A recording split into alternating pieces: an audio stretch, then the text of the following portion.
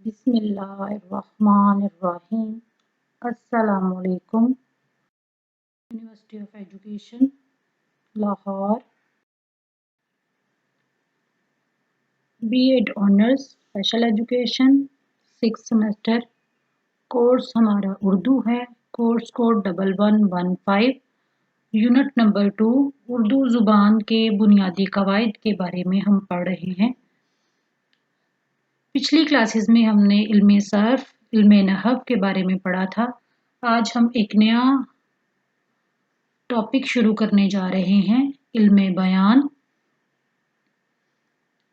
علم بیان بھی گرامر کا ہی علم ہے۔ یہ ایک گرامر کی ایک ذیلی شاخ ہے۔ اس ذیلی شاخ میں ہم کلام کے حسن کے بارے میں پڑھتے ہیں۔ آج کا ہمارا موضوع علم بیان ہے اور علم بیان میں ہم تشبیہ اور اس کی اقسام کے بارے میں پڑھیں گے۔ میں آپ کی کورس انسٹرکٹر میمونہ۔ آج کے اس لیکچر میں آپ کو گرامر کے متعلقات سے آگاہ کیا جائے گا، علم بیان سے متعارف کروایا جائے گا، تشبیہ کی لغوی اور اصطلاحی تعریف بیان کی جائے گی، تشبیہ کے ارکان کا مکمل تعارف کروایا جائے گا، تشبیہ اور اس کی اقسام کے بارے میں آگاہ کیا جائے گا۔ تشبیہ کے بارے میں آپ پچھلی کلاسز میں 9th 10th first year second year میں پڑھ چکے ہیں۔ تشبیہ، استعارہ، کنایہ، مجاز مرسل علم بیان کی 4 ٹائپس ہیں۔ یہ شاعری کے حسن کو دوبالا کرنے کے لیے برتی جاتی ہیں۔ علم بیان ان قاعدوں اور ضابطوں کا نام ہے جن کے ذریعے ایک بات کو معنی کے لحاظ سے مختلف طریقوں میں ادا کیا جاتا ہے۔ ایک ہی بات کو مختلف قرینوں سے قارئین تک پہنچایا جاتا ہے، اسے ہم علم بیان۔ علم بیان کی تعریف سادہ اور آسان یہ ہو سکتی ہے: کلام کو نکھارنا اور سنوارنا علم بیان کے زمرے میں آتا ہے۔ علم بیان کی اقسام کے بارے میں آج کے لیکچر میں ہم جانیں گے۔ تشبیہ کی تعریف کی جائے گی، تشبیہ کے اجزاء یا ارکان تشبیہ کے بارے میں آپ کو آگاہ کیا جائے گا، نیز تشبیہ اور اس کی اقسام کے بارے میں بھی بتایا جائے گا۔ علم بیان کیا ہے؟ علم بیان کی مختصر اور جامع تعریف یہ ہو سکتی ہے: علم بیان ان قاعدوں اور ضابطوں کا نام ہے جن کے ذریعے سے ایک بات کو معنی کے لحاظ سے مختلف طریقوں سے ادا کیا جاتا ہے، اس سے بیان مؤثر اور دلنشین ہو جاتا ہے۔ اس کے علاوہ علم بیان سے اسلوب میں ندرت، نیاپن، تازگی، دلنشینی پیدا ہوتی ہے۔ اس سے ایک ہی بات کو کئی طریقوں سے، کئی قرینوں سے، کئی سلیقوں سے پیش کیا جا سکتا ہے۔ علم بیان شاعری کے حسن کو دوبالا کرنے کے لیے بھی استعمال کیا جاتا ہے۔ علم بیان کی 4 اقسام ہیں: تشبیہ، استعارہ، کنایہ، مجاز مرسل۔ تشبیہ کے لفظی معنی ہیں اشارہ کرنا، استعارہ کے معنی ہیں مستعار لینا، کنایہ کے معنی ہیں دور سے اشارہ کرنا، مجاز مرسل کے معنی ہیں جب کوئی بات اپنے حقیقی معنوں کی بجائے مجازی معنوں میں استعمال ہو تو ہم اسے مجاز مرسل کہتے ہیں۔ علم بیان کی یہ 4 مشہور ٹائپس ہیں۔ ان میں کسی قسم کی کوئی تبدیلی روا نہیں رکھی جا سکتی، نہ ہی ان کی اقسام میں کمی زیادتی کا کوئی اندیشہ ہے۔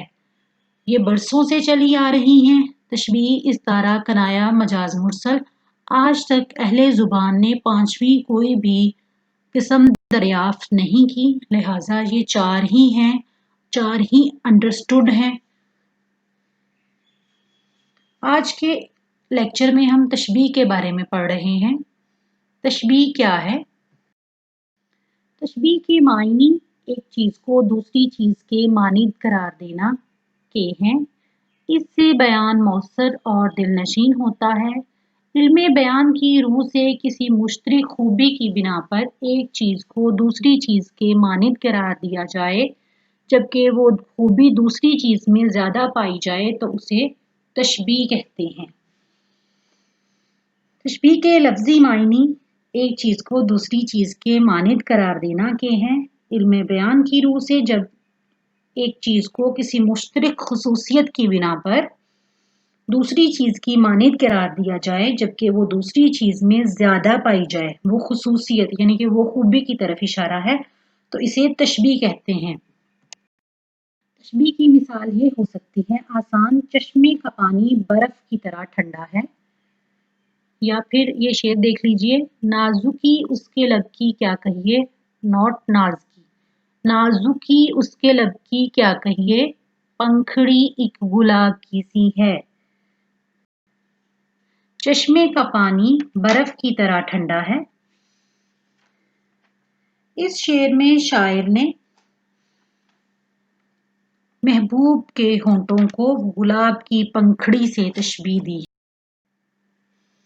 इतने कम ज़रफ़ नहीं हम के बहकते जावें, इसमें हम मुशब्बा, गुल की मानिद जिधर जावें महकते जावें, गुल मुशब्बा बे, महकना वजह शबा, मानिद हुर्फ़े शबा है।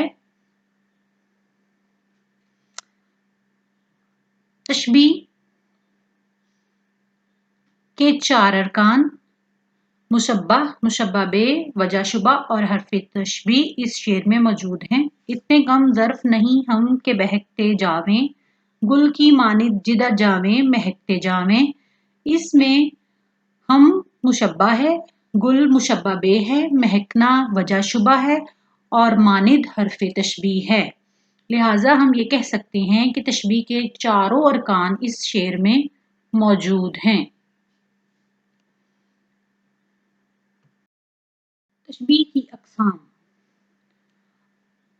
तशबीह की 10 अक़साम हैं।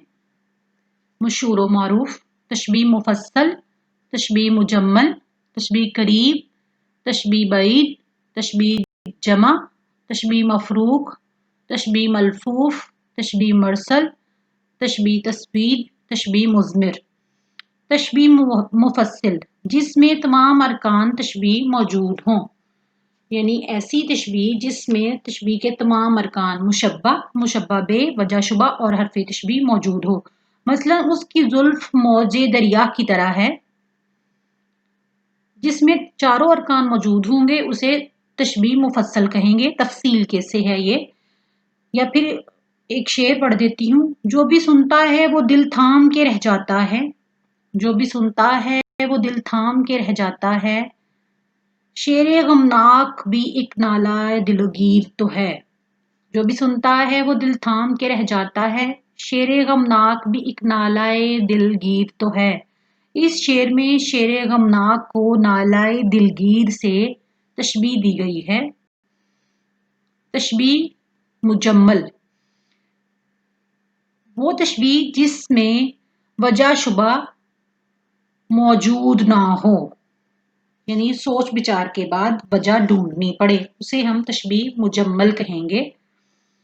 चाल जैसी कड़ी कमान का तीर, चाल जैसी कड़ी कमान का तीर, दिल में ऐसे के जा करे कोई।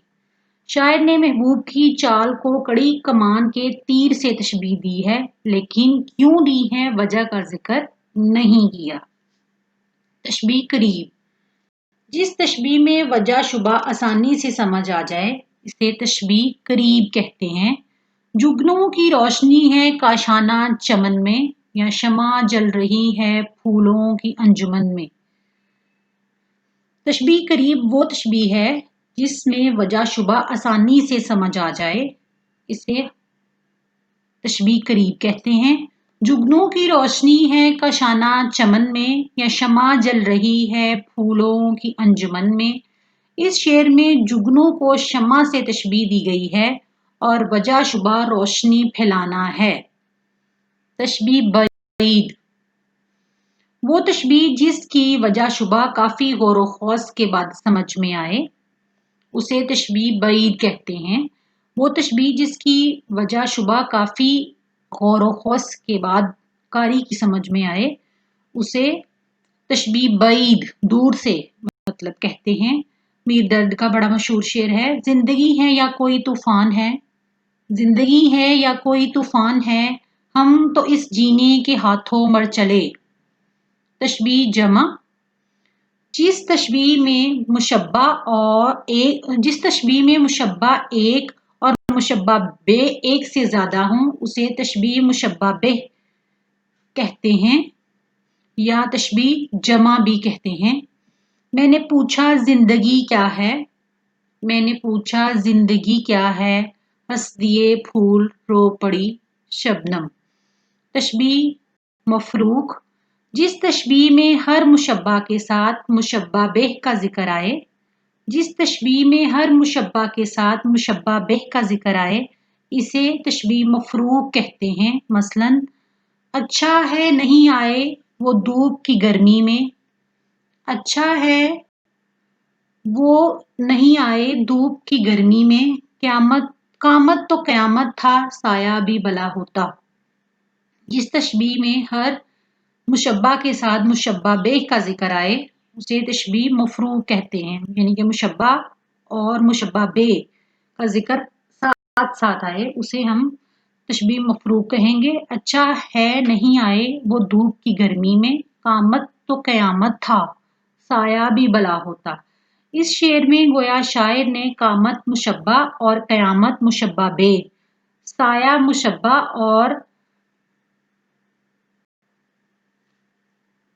और क़यामत मुशब्बा बिह के तौर पर लिए हैं।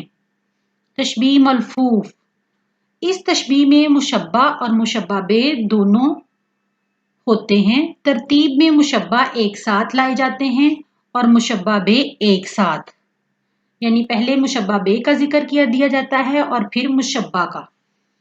एक सब आग एक सब पानी, सब के मायने इस शेर में तरफ के हैं।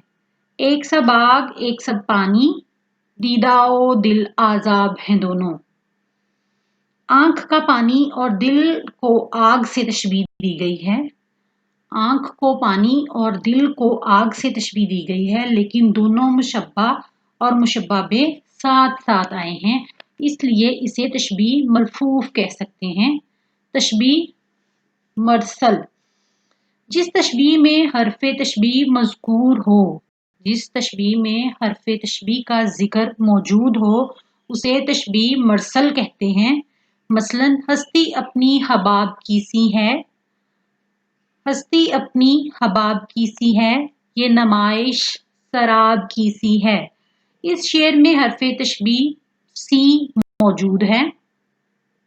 इस शेर में हरफ तशबीह सी मौजूद है। इसके अलावा भी कुछ हरूफ ऐसे हैं जो हरफ तशबीह के ज़ैल में आ सकते हैं। मसलन सा, से, तारा, जैसे, जैसी, गोया, मानिद, मिसल, शक्ल, सूरत, जूं, जैसे वगैरह। तशबीह तस्वीद, तशबीह तस्वीद, इसमें शायर दिल को नगर यानी बस्ती से तशबीह देता है, लेकिन हरफ तशबीह मौजूद नहीं होता। मुशब्बा एक से ज्यादा हो और मुशब्बा बे एक हो उसे हम तशबीह तस्वीद कहते हैं। जिस तशबीह में मुशब्बा एक से ज्यादा हो और मुशब्बा बे एक हो उसे तशबीह तस्वीद कहते हैं। बदन को, जान को, दिल को, जिगर को आग लगी, बदन को, जान को, दिल को, जिगर को आग लगी, गमे फराक मेरे घर के घर को आग लगी।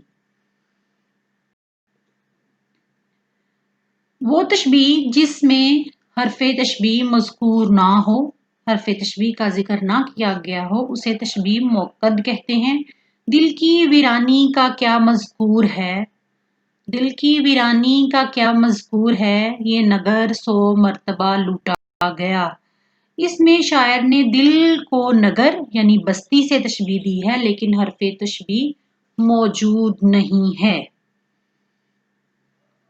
بدن کو، جان کو، دل کو، جگر کو آگ لگی، غم فراق میرے گھر کے گھر کو آگ لگی۔ یہ تشبیہ تسوید ہے، اس میں شاعر مشبہ ایک کا ذکر کر رہا ہے، مشبہ بے ایک کا ذکر کر رہا ہے، جبکہ مشبہ اس میں زیادہ ہیں۔ مشبہ کون کون سے ہیں؟ بدن، جان، دل اور جگر، اس میں مشبہ ہیں۔ تشبیہ مضمر، یہ تشبیہ پوشیدہ ہوتی ہے، چھپی ہوتی ہے اور بظاہر معلوم نہیں ہوتی۔ غور کرنے سے معلوم ہوتا ہے کہ کہنے والے نے پوشیدہ تشبیہ دی ہے۔ تشبیہ مضمر نام سے ہی ظاہر ہے، یہ تشبیہ پوشیدہ ہوتی ہے اور بظاہر معلوم نہیں ہوتا۔ غور کرنے سے پتہ چلتا ہے کہ کہنے والے نے کون سی پوشیدہ تشبیہ دی ہے۔ مثال یہ ہو سکتی ہے، اپنی تصویر پہ نازاں ہوں تمہارا کیا ہے، اپنی تصویر پہ نازاں ہوں تمہارا کیا ہے، آنکھ نرگس کی دہن غنچے کا حیرت میری، آنکھ نرگس کی دہن غنچے کا حیرت میری۔ اس شعر میں شاعر نے نہایت خوبصورت انداز میں محبوب کی آنکھ کو نرگس سے اور دہن کو غنچے سے تشبیہ دے دی ہے، مگر یہ بالکل پوشیدہ ہے۔ بظاہر یہ معلوم ہوتا ہے کہ شاعر تشبیہ دے رہا ہے۔ گویا ہم یہ کہہ سکتے ہیں کہ وہ تشبیہ جو چھپی ہوئی ہو، جس تک پہنچنے کے لیے غور و خوض کرنا پڑے، اسے ہم تشبیہ مضمر کہیں گے۔ اس شعر میں شاعر نے اپنی تصویر پہ نازاں ہوں تمہارا کیا ہے، آنکھ نرگس کی دہن غنچے کا حیرت میری۔ اس شعر میں شاعر نے نہایت خوبصورت انداز میں محبوب کی آنکھ کو نرگس سے اور دہن کو غنچے سے تشبیہ دی ہے، اور یہ پوشیدہ تشبیہ ہے، بظاہر معلوم نہیں ہوتا کہ شاعر تشبیہ دے رہا ہے۔ تشبیہ کی یہ 10 اقسام بہت مشہور اور معروف ہیں۔ اس کے علاوہ تشبیہ کی اور بھی کچھ اقسام ہیں، لیکن جہاں ان کا ذکر ضروری نہیں، مشہور و معروف یہی 10 ہیں۔ تشبیہ مفصل، تشبیہ مجمل، تشبیہ قریب، تشبیہ بعید، تشبیہ جمع، وہ تشبیہ جس میں کئی تشبیہات ایک جگہ اکٹھی ہو جائیں، جیسے ایک سا باغ، ایک سا پانی، دیدہ و دل عذاب ہیں دونوں، مطلب ایک تشبیہ نہیں 2-3 تشبیہات دی ہوں تو اسے ہم تشبیہ جمع کہتے ہیں۔ جیسے میر کی اس غزل کے بارے میں، نازکی اس کے لب کی کیا کہیے، پنکھڑی ایک گلاب کی سی ہے، ہستی اپنی حباب کی سی ہے، یہ نمائش شراب کی سی ہے، یا پھر ایک اور، میر ان نیم باز آنکھوں میں ساری مستی شراب کی سی ہے۔ یہ میر کی پوری غزل ہے، میر تقی میر بہت مشہور شاعر ہیں، آپ لوگ جانتے ہوں گے ان کے بارے میں۔ اس میں جتنے بھی اشعار ہیں غزل میں، 5-7 سب کے سب جو ہیں وہ تشبیہ کے ہیں۔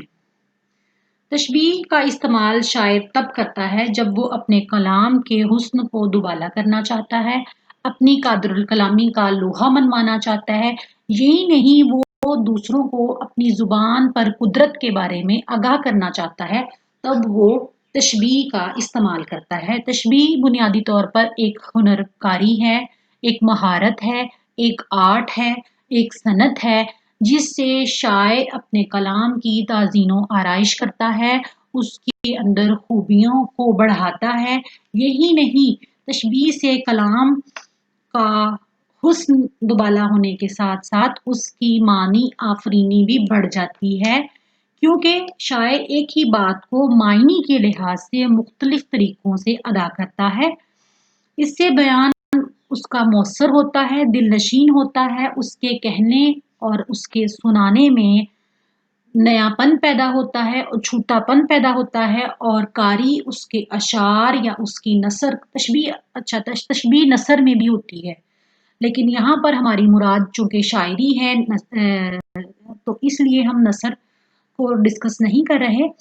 تو شاعر اپنے کلام کے اندر حسن پیدا کرنے کے لیے، خوبی پیدا کرنے کے لیے، نیا پن پیدا کرنے کے لیے، تازگی پیدا کرنے کے لیے مختلف قسم کی مہارتیں استعمال کرتا ہے۔ ان مہارتوں میں سے ایک مہارت کا نام جو ہے وہ تشبیہ ہے۔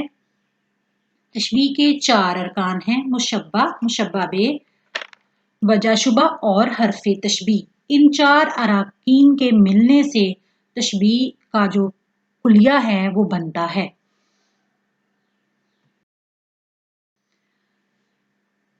قواعد کی مندرجہ ذیل کتابیں آپ کے پیش نظر ہیں: قواعد اردو مولوی عبدالحق، نئی اردو قواعد عصمت جاوید، اردو قواعد شوکت سبزواری کی۔ ان موضوعات کو سمجھنے کے لیے آپ مزید رہنمائی ان کتابوں سے حاصل کر سکتے ہیں۔ آپ کی شکریہ۔ اللہ حافظ۔